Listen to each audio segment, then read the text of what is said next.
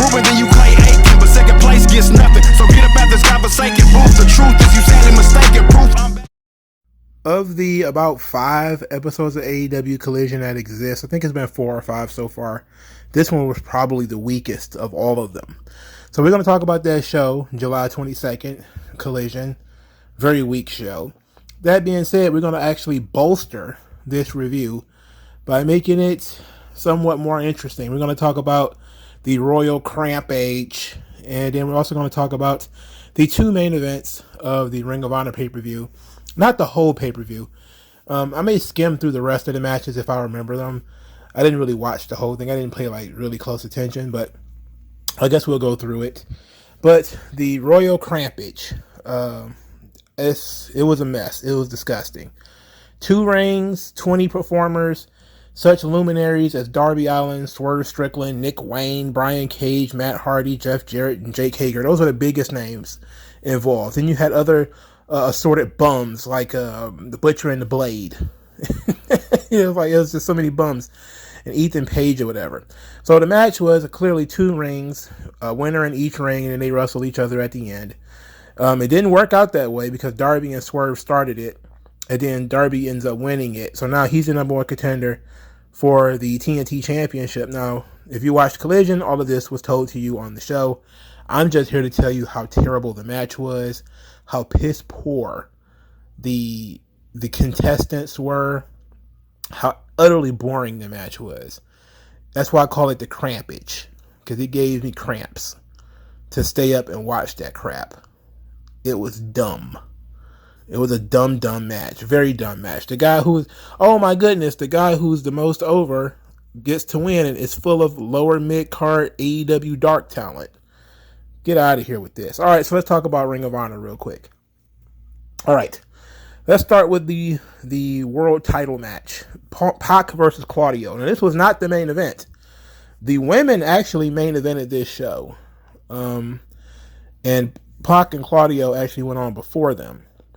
So this was a solid match. It was pretty good. There was a giant swing on the stage, so they was outside the ring forever. So Claudio could swing Pac around. There was a really great spot where Claudio launched Pac from in the ring from a gorilla press through a table, because of course there was a table set up outside the ring in a match that doesn't require tables. There was a Ricola bomb that was attempted. Pac countered the Ricola bomb into the brutalizer, his little chokehold where the arms and stuff are trapped. Great spot. I love the counters, like when he countered the one winged angel into the brutalizer. That was very cool. Claudio just powering out of the move just by, standing up because, he's so much stronger than Pac, which is hilarious, right? Take what you can get when you can get it, I guess. The finish was completely unnecessary. Wheeler Yuta ran down to the ring to distract Pac. This led to the Ricola bomb 1, 2, 3. So Claudio wins. At this point, they jump Pac and the Lucha Brothers come out to help. And they jump Claudio and Yuta. Then the Best Friends and Orange Cassidy come out there and clean up the ring. And Orange Cassidy orange punches Claudio. All of this was chaotic. None of it was needed or wanted or asked for. Pac versus Claudio was very good. As expected for a match that was put together on short notice. It was actually pretty good. And I wouldn't go. Should you go out of your way to watch it? I don't know. Depends on how much you like these guys. The main event was Willow versus Athena, and they put on the epic match where they was given a lot of time. They kicked out of it. Everybody got their finisher kicked out of. So Athena got her Eclipse kicked out of. And the match seemingly going on forever with no end in sight. And it had a flat finish. So there it is. So the match itself really picked up when they did this move called the Obliteration, which looks like a power driver or a face buster. It looked absolutely nasty. It looked like a second rope power driver from Athena to Willow. But when that happened, the match sort of picked up. This match had already been going on for a while at this point. Shortly after this, Willow was hit with the Eclipse, and she actually kicked out of it. Now, the crowd was like wide awake at that point. And it seemed like it would have made sense for Willow to win right there once she kicked out of the Eclipse. It seemed like, okay, now we're going there. Then Athena got hit with Willow's finisher, which is the gut-wrench powerbomb, and she kicked out. I'm like, okay, so they're fighting for, they're trying to pull off an Oppenheimer. They're trying to pull off an epic match. We're gonna go long here. We're about to have Once Upon a Time in America. It's about to be 4 hours of stacking everything possible on top of each other. So the finish came with the Eclipse, followed by a crossface, in which Willow just passed out. So the crowd was extremely hot, and really was interested in a title change, if we're being honest. I think they were really involved with the title change. I think it would have been a good time to do it. And then not just hit the Eclipse 1, 2, 3, but hit the Eclipse and then let's waste, about 2 minutes of her being in the crossface and before she just stops moving. And then the referee stops the match. I don't know if the finish was definitely a mistake. The match itself was fine, very fine match. The finish was a mistake. The finish should have been hotter. It should have been far more interesting. And definitely Willow should have won. I think the crowd was ready for a title switch here. I don't think anybody would have, lost anything for Athena if she'd have lost this match. I don't think anybody would have cared. So they should have switched the titles, but they didn't. It was very unfortunate. Now, for the rest of the card, I could tell you that Daniel Garcia danced all throughout this match with Shibata.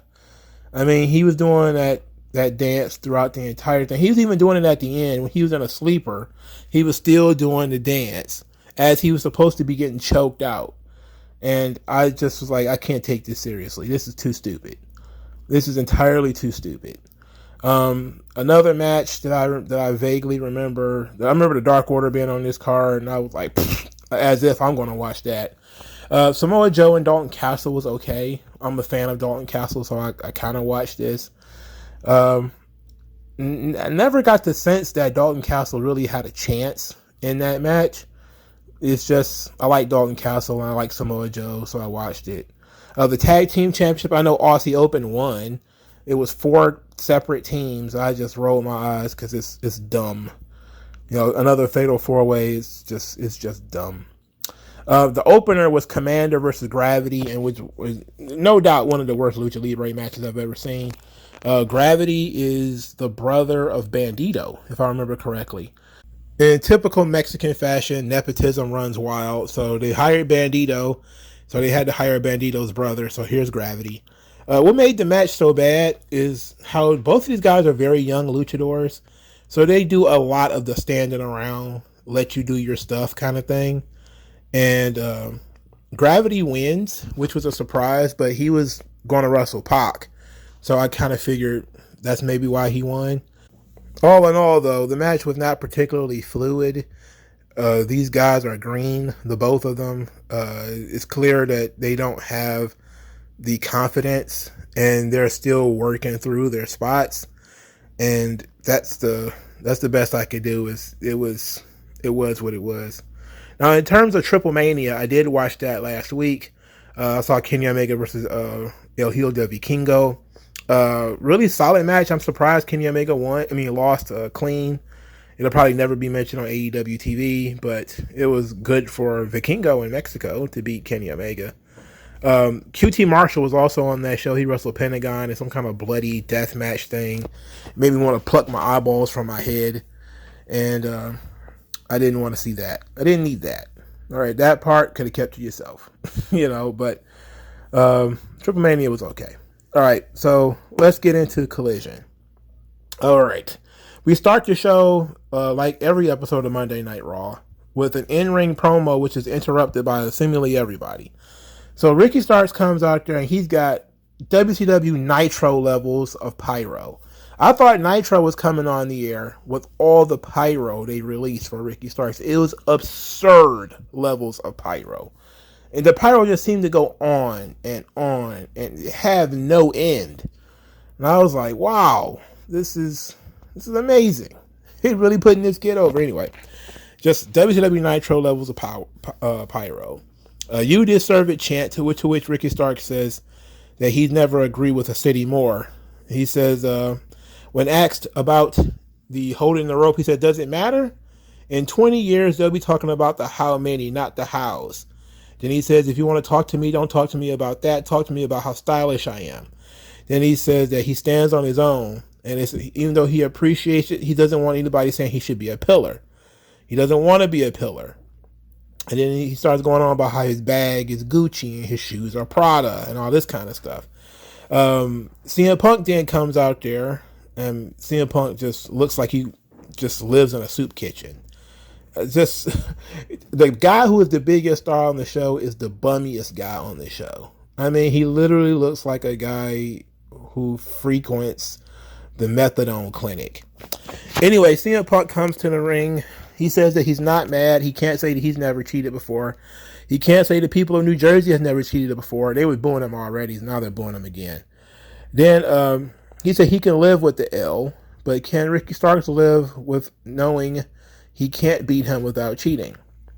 So Ricky Starks responds that his Gucci bag is as empty as that red bag that CM Punk carries around. So Punk was leaving at this point. Then he turned around and came back. Then he says, you want a shot at what's in my bag? And then he says he's the real world's champion. Then Christian, for no reason at all, came out, said that they are contractually obligated to show up on this show. And since their conversation is too long for him, he decided to go out here now. I don't know why. Then he said he don't want to be in New Jersey longer than he has to be. Then he said that what kind of man carries around a title that he didn't win? And as we said this to CM Punk, as he's carrying the TNT title, the irony was obviously supposed to be there. Then he says as they're on their way out, he wants people to realize that he, meaning we, him and Luchasaurus, are the face of TNT. At this point, Darby Allin comes out because we haven't had enough people on TV at this point.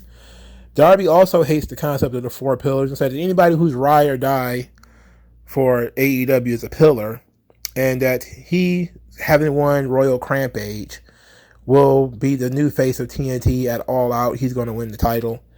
Then he says that only thing he sees when he looks at Luchasaurus is a guy who took too many psychedelics and now thinks he's a dinosaur. They got some people to laugh. Then he challenged him to a tag team match. And then he said, well, Christian doesn't wrestle, so I'm going to challenge the TNT champion. And because he challenged the TNT champion, Christian took up the match. So that was the main event of the evening. They 100% went full Monday Night Raw and decided, well, we don't have a main event. Let's just build it in the first part of the show. All right. I'm not going to lie to you. I love Ricky Starks' promo. I thought he's a really good promo. Yes, he reminds people of The Rock. It is what it is. You know, the guy's just good at cutting promos. He's got his own voice. He looks a little bit like The Rock with the skin color and everything, but he's very small. I loved Ricky Starks' promo. I thought it was very good. Him saying that, you know, in 20 years, they don't really care how you won those titles, only that you got them. And, which is true. You know, I don't think anybody gives a shit how anybody won a championship. They only remember that you won it. I like CM Punk's part too, because he came out there and was disingenuous and actually was throwing a little bit of shade by saying, I could take the L, but can you take how you won? You'll never beat me without cheating. The part where Christian came out, unnecessary. The part where Darby came out, unnecessary. The main event is unnecessary, and it was long as fuck. It was so long, in fact, I thought Christian was going to need an oxygen tank. He looked like he was exhausted out there. The main event was Darby Allin and CM Punk versus Christian Cage and Ricky Starks. Poor Christian. Poor Christian. He was literally laying on the mat trying to figure out why he still does this. Poor Christian. He was laid there like a sugar daddy getting worked over by a sweet young thing. He just couldn't find his breath. Poor Christian. After the hot tag, he had to get up to get in the ring and take a bump. He looked so that boy was wasted. Poor Christian. They booked this match to be like 30 minutes. The match started at like 9:40. Poor Christian was in a turtleneck. I mean, he was in a sauna. He was in a sweat box. Christian didn't had it. He was like, oh my God. He still wasn't, terrible, but you could look at him, how he was leaning on them ropes. It was like one of those old boxers you see rethinking why they came out of retirement to do this shit. He was like, oof. I mean, hair all messy, just sweaty and motherfucker. There's a difference between, hitting the gym and then getting in the ring. Poor Christian. He had a rough day. It was a rough day at the office for him, dog. You're going to need some water. You're going to need some Gatorade. You're going to need a 5-hour energy. You're going to need some adrenochrome. You're going to need some of everything to be able to get out of this situation. Boy, he had a rough night. CM Punk, on the other hand, was fine because he mostly didn't do anything. Mostly Darby Allin did everything. There were some really cool spots in this match. Darby Allin kicked out of the Rochambeau, the first Rochambeau. Wasn't a big fan of that because that's Ricky Stark's finish, one of his finishers. Seems kind of silly to me to kick out of the guy's finish. But there was a very cool superplex counter into a falling Scorpion Death Drop, which I thought was dope. So you know how a superplex works.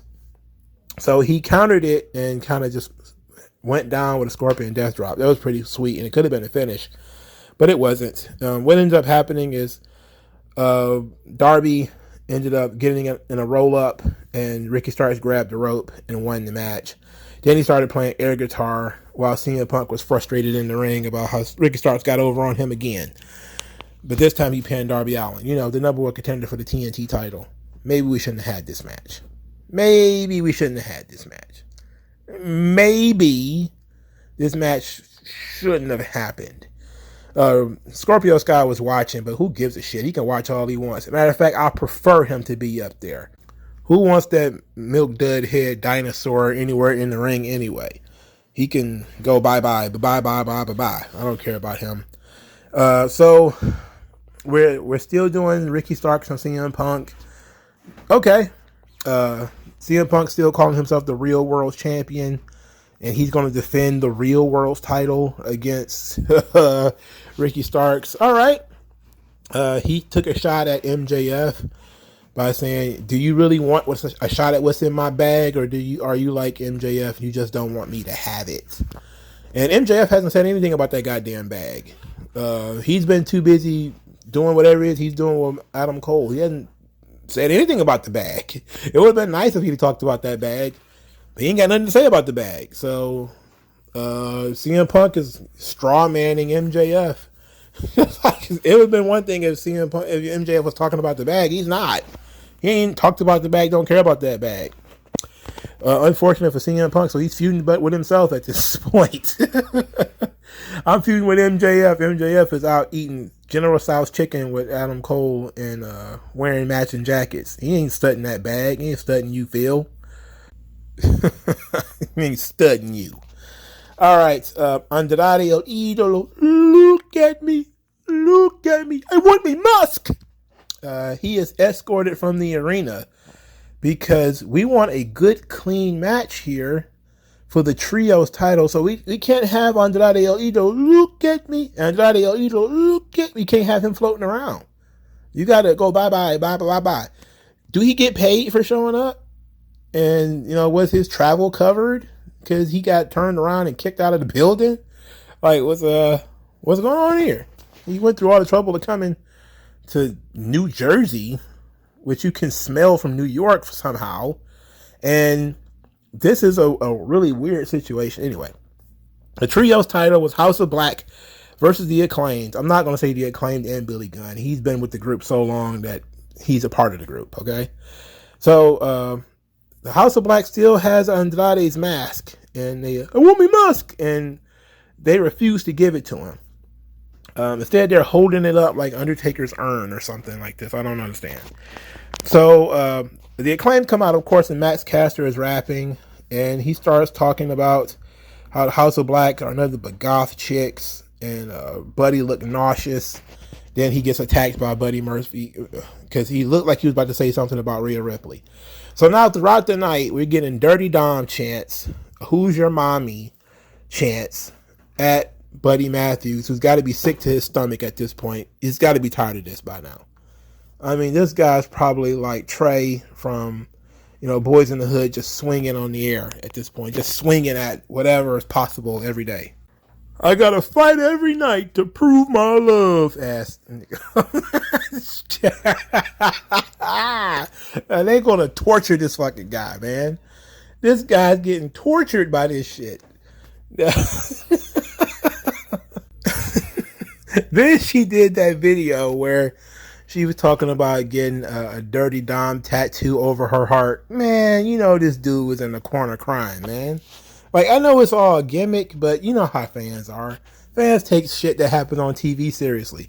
So, that they're torturing this guy about this, man. She even put out a tweet saying about, how bullying is not right and all this kind of, like, this is a grown man.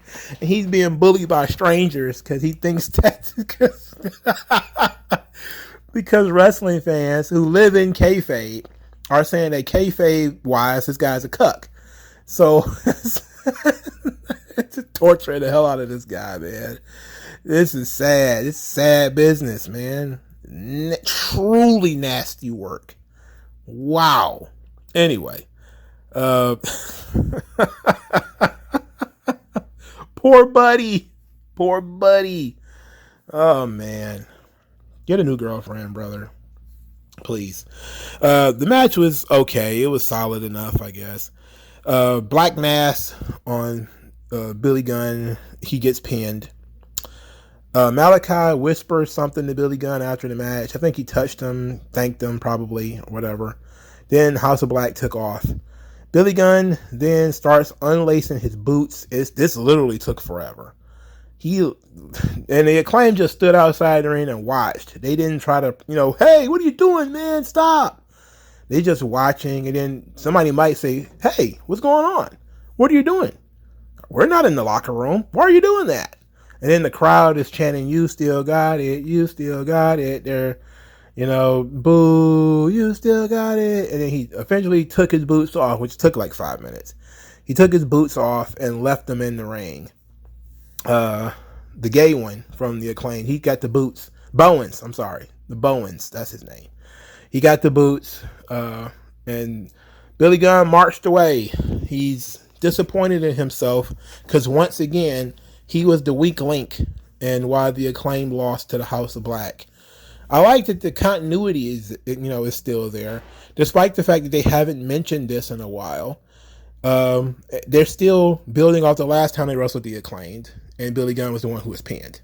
So maybe he's pulling a Dean Malenko. I think most people think this is an angle. So maybe he's pulling a Dean Malenko where, or a Vader. I'm a piece of shit. Big fat piece of shit. And he's feeling real down on himself. This is good for the Acclaim because now they get to their scissoring and the brotherhood of scissoring and all this kind of stuff. You can utilize that to uplift Billy Gunn and to bring him back into the fold and make him feel confident about himself again. So that's useful. That could be a nice little storyline for them while the House of Black continue their run as champions. I don't see that ending anytime soon because what other trios teams are there right now? Is there another trios team for them to fight that don't involve AR Fox? Because I know you could just put AR Fox on a team with anybody.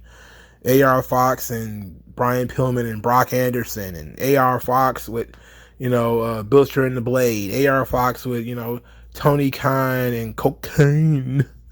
And, any one of them can get a shot. But we're not doing AR Fox, all right? I don't understand why he's still on the show. Unfortunately, Billy Gunn is just doing an angle. But it was a good angle, sensible angle, and it's good to play off of what people may be thinking in terms of him being the weak link of the team. All right. The first match on the show was Action Andretti and Darius Martin versus Jay White and Juice Robinson, a.k.a. Bullet Club Gold. Clearly, Jay White and Juice Robinson won this match. This match was entirely too long, and the finish was flat. Juice hit his finish. The guy laid there forever. Jay White picked him up, did his finish. There was nothing. It was just, guy was dead already. Come on. Action Andretti, Darius Martin, what can you do? They're basically developmental talents at this point. Not much you can do with these guys. All right. Now, the next match had me on the edge of my goddamn seat. Miro was quote-unquote in action. His music starts to play. He's coming down the ramp. Now, all of a sudden, he's attacked by a human rhino named Nick Comoroto. And I looked at Nick Comoroto, and brother, I felt like I was watching 1991 WWF Superstars. And like the Warlord or the Barbarian or something like that had come to the ring. And this guy is a brick shithouse. This dude is fucking massive. Alright? This is a big fucking guy. He's hairy. He's ugly than the son of a bitch. That dude is a pro fucking wrestler. Alright? That's a fucking pro wrestler. And he's, for a short period of time, he's kicking Miro in his ass. And the crowd is like, oh, wow, what's this? So then Miro, like a good tough guy, hits one big move, German suplex, then a shuffle sidekick. He rips his shirt, crowd's going nuts, puts him in the camel clutch. Nick Comoroto taps out. Short, sweet, two big dudes went in there. They put their, I'm not going to use that visual, but they went out there and they laid it out all on the line. It looked like a fight. I liked it. I loved it. We need more Nick Comoroto. I don't give a fuck if he can't wrestle. More Nick Comoroto, less Action Andretti. Less Darius Martin, more Nick Comoroto. What's the recipe? I just gave it to you. Less fucking flippy ass midgets, more brick shit houses. All right? More brick shit houses. That dude, this match rules. They need to run this back. All right? Run it back. This time with Nick Comoroto, maybe having a manager or somebody else there to coach him up, giving it a little bit more time so Miro can fight from underneath again. But Miro fighting from underneath was what took it to the next level. That was very heroic because Nick Comoroto was so fucking big, because he got the jump on him, because he was, beating him in his ass all into the ring and whatever. That's what made it special. That's what really got me involved, because I'm like, I know Nick Comorato's not going to win, but it's all about Miro fighting from underneath. So I really like that. That's my shit right there. Nick Comoroto and Miro, that's my shit. And it wasn't long. It was gone before you noticed it. I will completely watch that match again. All right, so we got a self-serving vignette for FTR, which is essentially their history in AEW / Ring of Honor, which is, oh, what a match! They have 10 stalls and a Tokyo Dome and 10 stalls in Ring of Honor. All right. So they have a promo segment in which Cash claims they have unfinished business with a lot of real tag teams, of which they actually said to name the Young Bucks. He says that, I understand that everybody likes MJF and Adam Cole right now, but can we really trust MJF? And he says, I don't. I was in the Pinnacle. I saw firsthand how evil this man is. So I don't like him. So then we went over to FTR Bald. So you already know when it comes to FTR Bald, he's got a sob story. He's a victim. And he's got a victim narrative to tell. When I was 14, my daddy said I had to go get a job, and they made fun of me. And I was just trying to feed my daughter, and they making fun of me. Why was you making fun of me when I was just trying to feed my daughter at 14 years old? I don't know, man. It's always poor Dax. Every promo is poor Dax. You gotta get down on your hands and cuddle Dax. Dax need a cuddling. He needs a shoulder to cry on. This is not fucking therapy, Dax. I booed too when my daddy said I had to get a job at 14 years old. I booed, but he didn't want to hear it. He said, you got a daughter, you gotta feed your daughter. And I was like, oh my God, bro. Get the fuck. So then he starts talking about sense. FTR is a no-nonsense tag team. And he says that MJF and Adam Cole, they think this thing is a joke. They think the World Tag Team title is a joke. They're doing comedy skits. They're doing dance breaks. He was offended by the dance break in the middle of the ring. Then he says that he tore everything in his body. He tore his labrum, his hamstring, his ACL, his MCL, his labrum. his mustache, the back of his ears, his lobes, his nostrils, lip, bottom lip especially, 2 wisdom teeth. He done stretched everything possible to make FTR the best tag team in the world. And these guys are doing comedy skits and dance breaks. So he says next week, no dance breaks, no comedy skits, just an ass kicking. And I was like, okay. Second part of that promo, I liked. The first part, this old Mr. Robot style, therapy session that he had going on. He could have kept that to himself. He keep that one under wraps. But it was the Dax promo was fine, at least the second part. Cash saying you can't trust MJF is like, duh. Dax saying that, they're being a joke. They're taking this thing for a joke. And that's a little bit more serious in terms of the wrestling promo. Now, it was time to get as close to butt cheeks as many people was going to get on a Saturday night when it comes to Sky Blue coming out there. Because, she had them tights really haunched up there. And she wrestled Taya Valkyrie in a match that was entirely too long, in which Taya Valkyrie seemed gassed halfway through. And she really wasn't doing much of anything anyway. I don't know what's going on with Taya. She was really good. And now she's kind of blah. She's just blah, and it doesn't matter. Anyway, I wasn't interested in this match. I was just interested in looking at Sky Blue's booty.